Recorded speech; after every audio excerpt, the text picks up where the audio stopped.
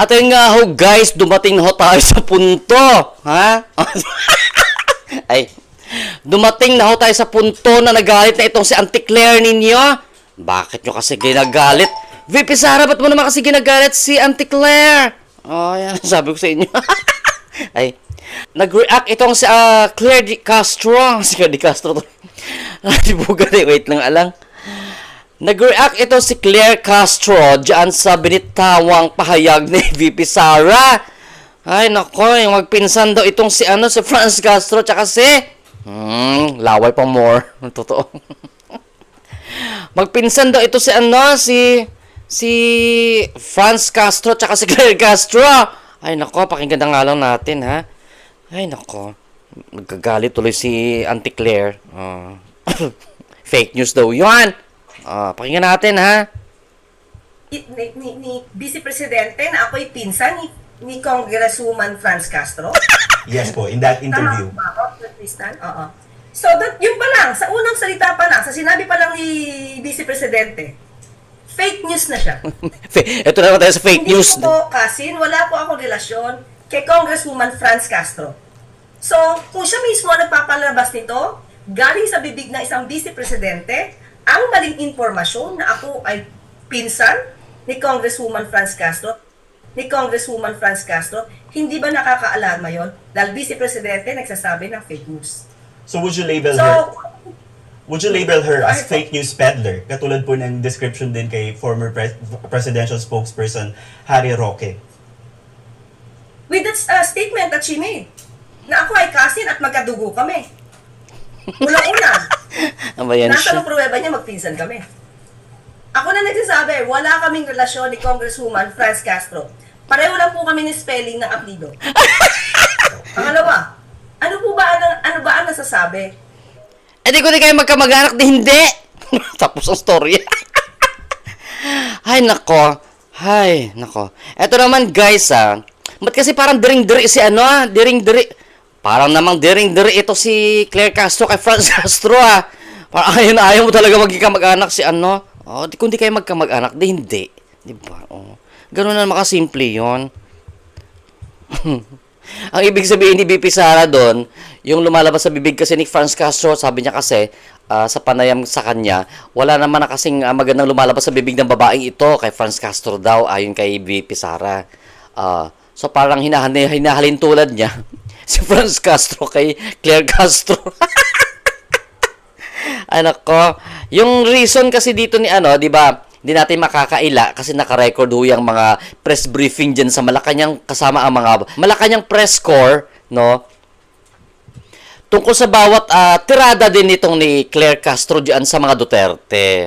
Una-una na yan yung isa lang yung mga tirada ni Claire Castro dyan sa pagtanong nung isang press corps dyan, no, Malacanang press corps tungkol sa pag-endorso ni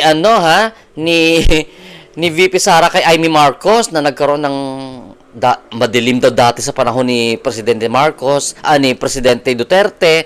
Tapos ngayon ang kasalukuyang gobyerno ngayon, administrasyon ay papunta na sa paputi. Hindi man ganoon kaputi pa pero konting kula pa. Di ba?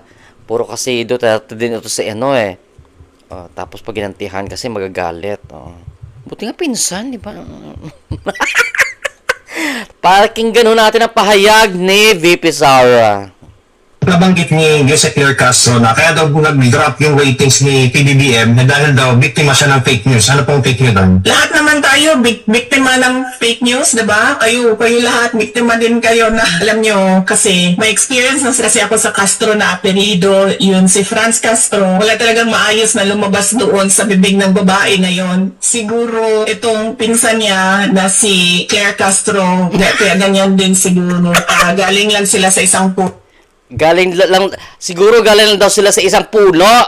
Ang ibig sabihin kasi dyan sa isang comparison, hindi naman ibig sabihin na sinasabi talaga ni VP Sara na totoo kayong pinsan in blood. Siguro ang ibig sabihin ni VP Sara dito, the way you talk, the way you convey statements sa publiko is you have resemblance. Ganon ang pagkaka-analyze ko. Eh, kung di naman talaga kayo magpinsan, di tapos ang usapan. Di na kailangan anti-Claire na magalit. Ikaw, high blood ka, ha? Oo. Parang, ulitin natin, para ka namang during-duri kay ano. Para ka namang during-duri kay Franz Castro. Para ka namang, ito naman si Auntie Claire. Huwag ka namang balat si buhay sa Auntie Claire. Ikaw na, pag tumitira ka dyan sa press briefing dyan sa Malacanang sa mga Malacanang press corps, di ba yung napiprito, di ba? Dinig kay prito. O, di ba? O. Ay, kaya pag ginantihan, wag namang magalit. Oo. Wala naman sigurong masama kung kayo magpinsan. Kung halimbawang totoong magpinsan nga kayo, hindi mo dapat ikinakaila ang blood is thicker than water. Blood is buga na. Dami na laway, in fairness. Dami na laway ng microphone ko. May kasabay nga tayo, blood is thicker than water. Oh. Pero, syempre, totoo naman yung sinasabi ni Auntie Claire na hindi niya kaano-ano si Castro. Kaya nga lang, ba't mo kasi pinatulan yung statement ni VP Sara? Kasi alam mo naman yan si VP Sara, tsaka alam mo naman yung mga Duterte, magaling sila sa idiomatic expression, sa mga idioms ba. Yan ang tinatawag na idioms. Oo, ha? So, ganon. Wag masyadong easy lang. Ang BP. Baka tumaas ha, ang BP. Wag. Charot. Masaya ang araw na ito sa mga ganitong mga balita, guys. So, ay nako.